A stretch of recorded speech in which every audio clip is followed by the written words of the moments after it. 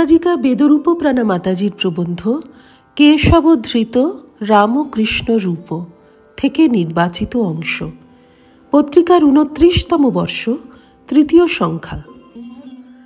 আশৈশব গৌরীমা শালগ্রাম শিলা দামোদরের চরণে মন প্রাণ সমর্পণ করেছিলেন। একদিন দামোদরের অভিষেকের সময় তিনি দর্শন করলেন দামোদরের সিংহাসনের উপর দুখানি রাঙা চরণ। দামোদরকে দেওয়া তুলসী গিয়ে পড়ল সেই পায়ে। এইরকম ৩ বার হওয়ার পর গৌরীমা বাহ্যজ্ঞান শূন্য হয়ে পড়ে গেলেন। যখন জ্ঞান ফিরল তখন বুকের ভেতর একটা তীব্র সুতোর টান। তাঁর বিহ্বল অবস্থা দেখে বলরামবাবু তাকে নিয়ে এলেন দক্ষিণেশ্বরে। ঠাকুরের ঘরে প্রবেশ করে তাঁরা দেখলেন ঠাকুর একটা কাঠিতে সুতো জড়াচ্ছেন। তাঁরা ঢুকলেন আর সুতো জড়ানোও শেষ হলো। গৌরীমা অনুভব করলেন তাঁর বুকের ভেতরে সেই সুতীব্র সুতোর টানের যন্ত্রণা যেন জাদুমন্ত্র বলে অন্তর্হিত হল। মহাপুরুষকে প্রণাম করতে গিয়ে চমকে উঠলেন। সেই 2টি পা।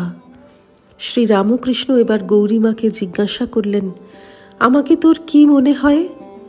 নির্দ্বিধায় গৌরীমা উত্তর দিলেন, তুমি আবার কে? তুমি সেই বলে ভাগবত থেকে বললেন, এতে চাংশ কলহ পুংসহ কৃষ্ণস্তু ভগবান স্বয়ং। শ্রীরামকৃষ্ণ বুঝেছিলেন গৌরীমা কৃপা সিদ্ধা ব্রজগোপী। এবারের নরলীলায় মাতৃজাতির উদ্ধারের জন্য তিনি এই তেজস্বিনী গোপিনীকে নির্বাচিত করেন। হরিপ্রসন্ন চট্টোপাধ্যায়, পরবর্তীকালে স্বামী বিজ্ঞানানন্দ, যেদিন প্রথম একটু সময় নিয়ে দক্ষিণেশ্বরে আসেন সেদিন তাঁকে শ্রীরামকৃষ্ণ জিজ্ঞাসা করেন তিনি কুস্তি লড়তে জানেন কিনা। তারপর পালোয়ানের মতো তাল ঠুকতে ঠুকতে তাঁর দিকে এগিয়ে আসেন যেন মল্লযুদ্ধ করবেন। এ প্রসঙ্গে আমরা ভাগবত অনুসরণে কৃষ্ণের দ্বারকালীলা স্মরণ করব। দ্বারকাধামে সত্রাজিৎ নামে সূর্যদেবের এক পরম ভক্ত বাস করতেন। সূর্যদেব প্রসন্ন হয়ে সত্রাজিৎকে তাঁর অতি উজ্জ্বল প্রভাবশালী সমন্তক মণি দান করেন। এই মণি প্রতিদিন 2 মণেরও বেশি স্বর্ণ প্রসব করত। তাছাড়াও এই মণি যেখানে পূজিত হয়ে অবস্থান করত সেখানে দুর্ভিক্ষ, মহামারী বা অকাল মৃত্যু, সর্পভয়, শরীর বা মনের পীড়া, এমনকি কপটাচারী কোনো ব্যক্তিও থাকতে পারত না।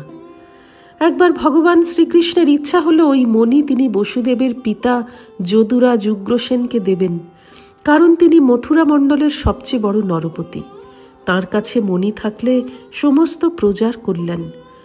কিন্তু লোভী সত্রাজিৎ শ্রীকৃষ্ণের কথায় তো সম্মত হলেনই না, বরং কৃষ্ণ যাতে আবার চাইতে না পারেন সেজন্য ভাই প্রসেনকে মণিটি পড়তে দিলেন।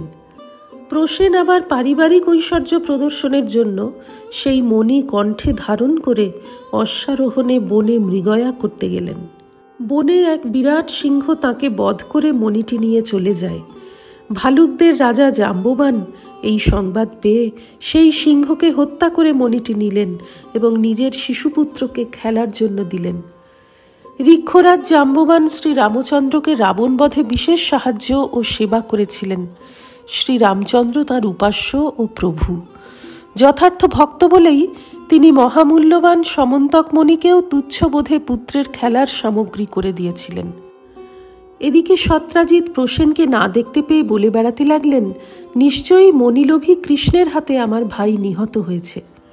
ভগবান এই অপযশ দূর করবার জন্য প্রসেনের খোঁজে বনে চললেন। বনে সিংহের দ্বারা নিহত প্রসেন, তার অশ্ব এবং আরও কিছু দূরে মৃত সিংহটিকেও তিনি দেখতে পেলেন। এবারে শ্রীকৃষ্ণ কাছে একটি গুহা দেখে নগরবাসীদের গুহার বাইরে রেখে অন্ধকার গুহার মধ্যে প্রবেশ করলেন এবং দেখতে পেলেন একটি বালক মণিটি নিয়ে খেলা করছে।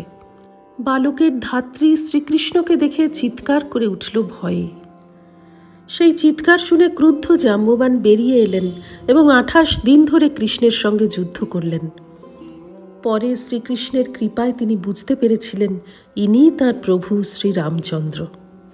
শ্রীরামকৃষ্ণ স্বামী বিজ্ঞানানন্দজি সম্বন্ধে বলতেন, ওর জাম্বুবানের অংশে জন্ম, জ্যোতির্বিদ, ঘরবাড়ি করতে ভালোবাসে, কৃষ্ণের সঙ্গে মল্লযুদ্ধ করেছিল, ও কম নয়। শ্রী রামকৃষ্ণার্পণমস্তু। নিবোধত আজকের পাঠ আপনার ফোনে রোজ পেতে চাইলে সাবস্ক্রাইব ও বেল আইকন দুটোই ক্লিক করুন। রামকৃষ্ণ ভাবধারা প্রচারের সঙ্গে থাকুন।